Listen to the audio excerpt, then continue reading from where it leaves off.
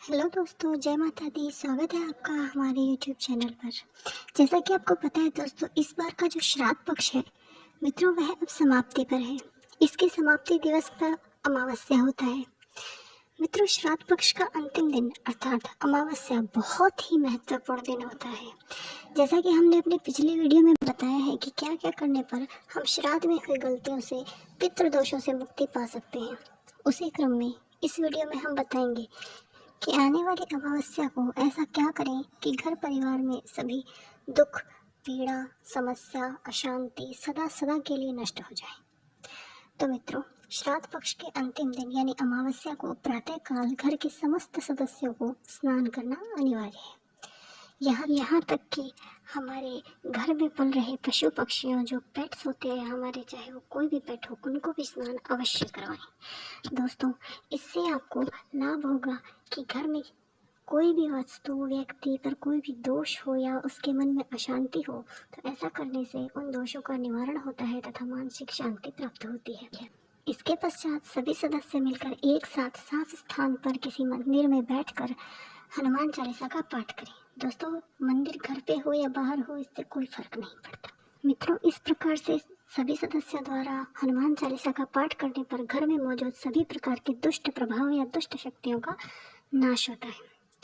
हनुमान चालीसा पाठ के बाद श्राद्ध का भोजन बनाएं। यदि आपने पूर्व दिनों में श्राद्ध कर दिया है, तब भी अमावस्या के दिन ये विधि अवश्य ही अपनाएं।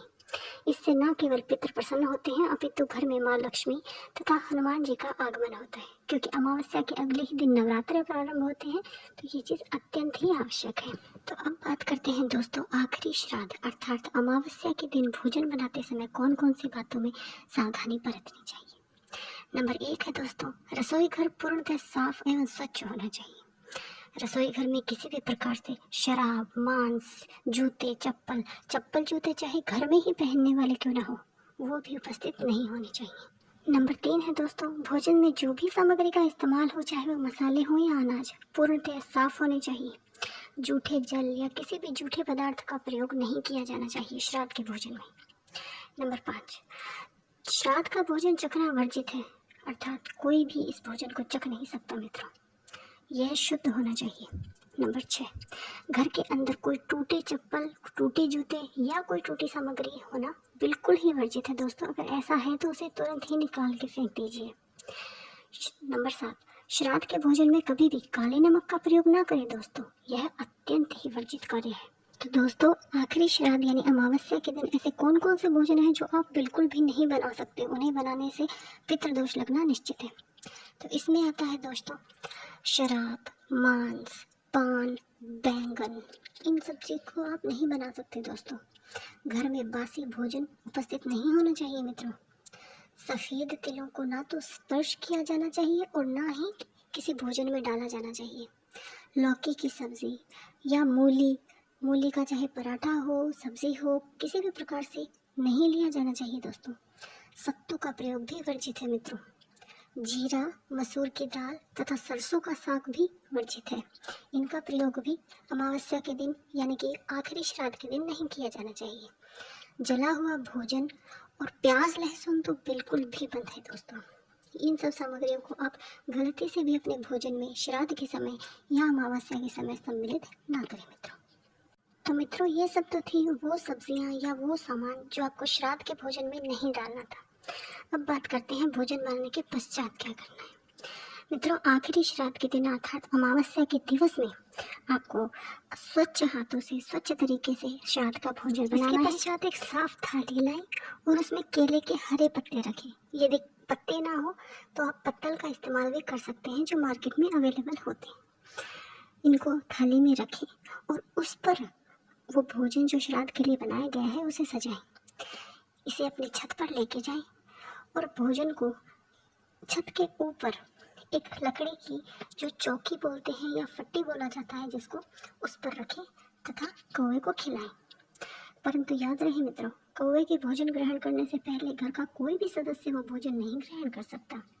इसके अतिरिक्त दोस्तों, पितरों को प्रसन्न करने के लिए गाय को गुड़ व रोटी खिलाएं। गौ माता के चरण जब आपके द्वार पर पड़ेंगे तो उसमें धन धान्य तथा समृद्धि का आशीर्वाद मिलता है दोस्तों। यह बहुत ही शुभ माना जाता है। इसके अतिरिक्त अमावस्या के दिन अन्य पशु पक्षियों को भी यथासंभव प्रयास करके दाना तथा पानी दें।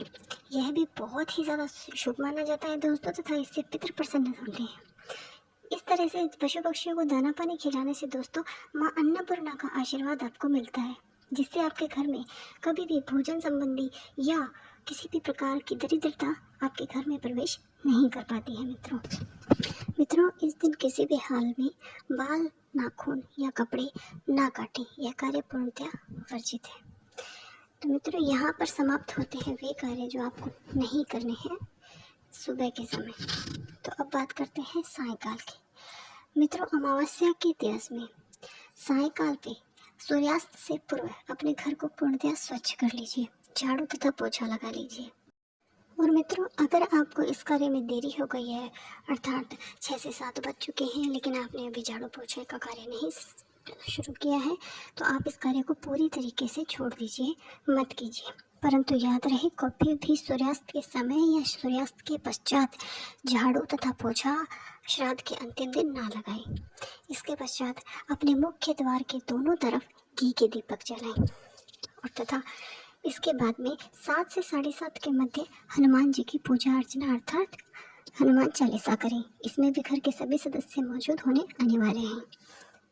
अगर दोस्तों किसी कारण से आपके घर में कोई सदस्य मौजूद नहीं है, अर्थात कोई हॉस्टल में है या कहीं और काम करता है तो वहाँ रहता है, तो उन्हें भी हनुमान चालीसा का पाठ करने को कहें या फिर किसी भी तरीके से उन्हें हनुमान चालीसा सुनाएं।